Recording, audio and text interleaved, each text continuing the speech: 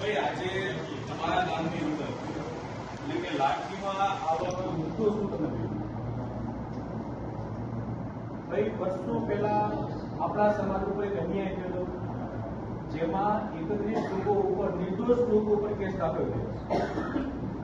એવી ને એવી ઘટના હમણાં હળદરમાં થઈ, ગરદાકાંડ, એમાં 87 લોકો ઉપર નિર્દોષો ઉપર કેસ દાખલ થયો અને ઘરમાં ઘૂસી લોકો માર્યા.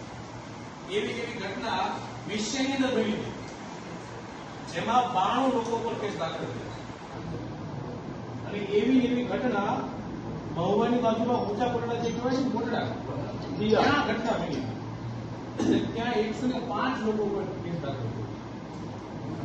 આજે વડીલો, યુવાનો, તમને લોકોને એ કહેવા આવ્યા છે કે ભાઈ સમાજ ઉપર અન્યાય થયો છે, સમાજના નિર્દોષ લોકો પર અત્યાચાર થયો છે, ઘરમાં ઘૂસીને માર્યા છે, રડીને માર્યા છે, બહેનોને માર્યા છે, દીકરાઓને માર્યા, દીકરીને માર્યા છે. હવે તમે વિચારો 2016-17 ની અંદર પાટીદાર સમાજનું આંદોલન થયું, હજારો કેસ પાસે ખેંચી લીધો. એટલે આજનો જ દાખલો ક્ષત્રિય સમાજના કેસ દાખલ કર્યા, કોળી સમાજના કેસ કેમ પાસે કેસ કર્યા?